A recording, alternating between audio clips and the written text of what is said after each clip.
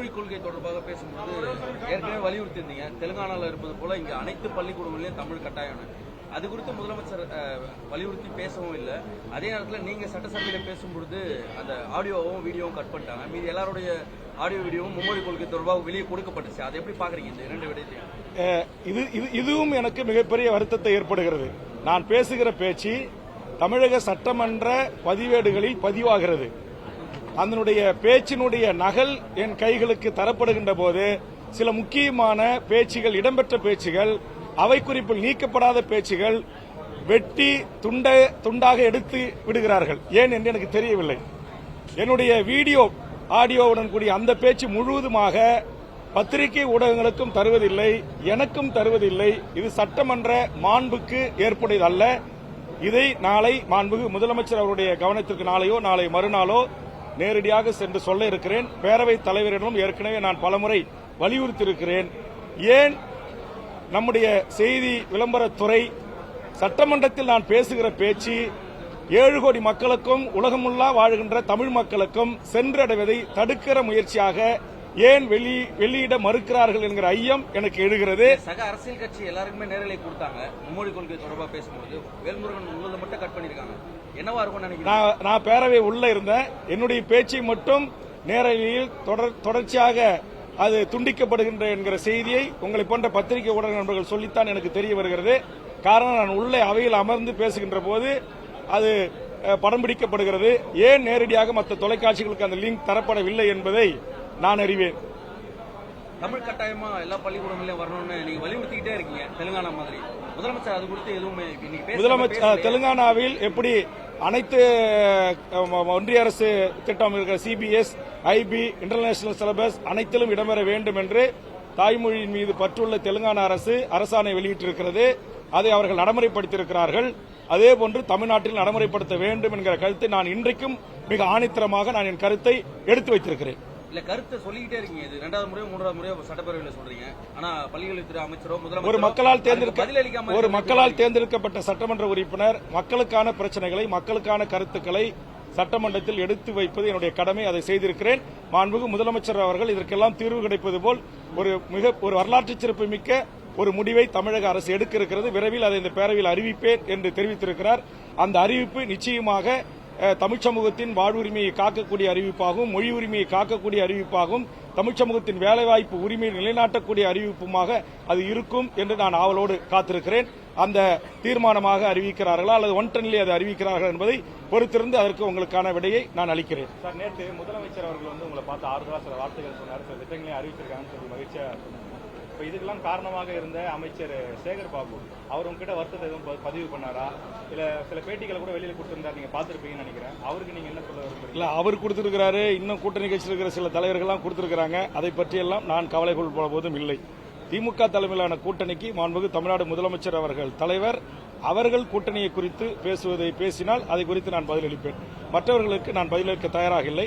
மேலும் இந்த ஊடக பத்திரிகை நண்பர்களின் சந்திப்பினூடாக இந்த தொலைக்காட்சி என்று நினைக்கிறேன், ஒரு உண்மைக்கு மாறான ஒரு செய்தியை நேற்றைய தினம் அவருடைய கள ஆய்வு அல்லது கிரேம் என்கிற ரிப்போர்ட்ல ஒரு செய்தி வெளியிட்டிருக்காங்க.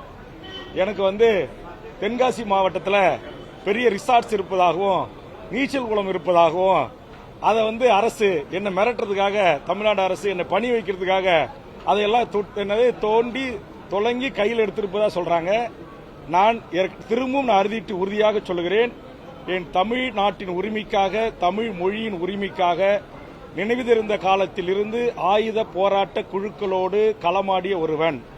தமிழீழ தேசிய தலைவர் பிரபாகரனை தலைவராக ஏற்றுக்கொண்டு பயணித்த ஒருவன்.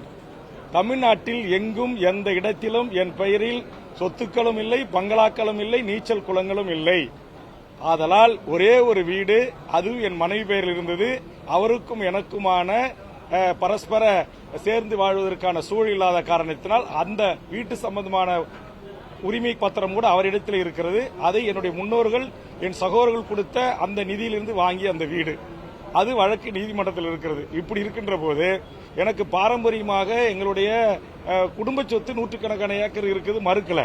ஆனா தேவையில்லாம இங்க நண்பர் கேட்டது போல இந்த சட்டமன்றத்தில் ஒருவன் ஆணித்தரமாக, ஆழமாக, முதலமைச்சர் சொன்னது போல் ஆணித்தரமாக, ஆழமாக நல்ல கருத்துக்களை நல்ல செய்திகளை வேல்முருகன் பேசுவார் என்று நேற்று முன்தினம் சொன்னார் அல்லவா, அதுபோன்று பேசுவதை பிடிக்காத சில கவர் பத்திரிகையாளர்கள் யூடியூப் சேனல்களில் உட்காந்துக்கிட்டு என்னை பத்தி அவதூறா பேசுறாங்க. ஒருத்தர் பேசுறாரு, சென்னையில ரயில் எஸ்டேட்ல வேல்முருகன் தான் கொடி கட்டி பறக்கிறாராம். சென்னையில முன்னாள் அமைச்சர் SSR இருக்கிறார், அவருடைய வீடு என் பேர்ல தான் இருக்குதான். நான் இங்க தலைமைச் செயலகத்தில் இருக்கிற இத்தனை பத்திரிகை ஊடக நண்பர்களிடம் சவால் விடுறேன். அவர் ஒரு தமிழ்நாட்டுடைய முன்னணி வாரதனுடைய பெயரை முன்னாடி வைத்துக்கிட்டு போய் யூடியூப்ல கவர் வாங்கிட்டு பேசுறாரு. வேல்முருகன் யாருக்கிட்ட அப்படி கவர் வாங்கி பேசுற பழக்கம் இல்ல. உண்மைக்கு மாறான தவறான தகவல்களை பொதுமக்களிடத்திலே நீங்கள் ஒரு குழப்பத்தை விளைவிப்பதற்கு தொடர்ச்சியாக ஒரு சில பெய்டு பத்திரிகையாளர்கள் செய்யறாங்க. ஒரு சில அவர்களை பத்திரிகையாளர் கூட சொல்ல மாட்டேன், பத்திரிகையாளர்கள் என்ற போர்வையில் செய்யக்கூடியவர்களுடைய அந்த நடவடிக்கை நான் வன்மையாக கண்டிக்கிறேன். இது போன்றவர்களுக்கு எங்கள் உயர்நீதிமன்றத்தினுடைய மூத்த வழக்கறிஞர் மூலமாக நோட்டீஸ் சர்வே செய்திருக்கிறேன். கண்டிப்பா பதில் சொல்லணும். ஒரு தமிழ்நாட்டில் ஒரு போராளி இயக்கத்திலிருந்து அரசியல் இயக்கத்துக்கு வந்து சமரசமற்று இன்றைக்கு 40 ஆண்டு காலத்திற்கு மேலாக அரசியல் களத்தில் நிற்கிறேன். இதுவரையிலும் என் பொது வாழ்வியில் எவரிடத்திலும் எங்கும் போய் நின்று எந்த சட்டத்திற்கு புறம்பான தொழிலை செய்து சட்டத்திற்கு புறமான நிலங்களையோ வீடுகளையோ ரயில் எஸ்டேட்டுகளையோ வணிகங்களை செய்யவில்லை. மணல் குவாரிகளை அரசுரிமை ஆக்கியிருக்கிறேன், லாட்டரியை ஒழித்திருக்கிறேன். இதுபோன்ற காரணங்களுக்காக எனக்கு கொலை முயற்சி இருக்கிறது. தற்போது நீலகிரி மாவட்டத்தில் 80,000 ஏக்கர் அரசுக்கு சொந்தமான நிலத்தை மீட்பதற்கு ஒற்றை ஆளாக நின்று போராடி கொண்டிருக்கிறேன்.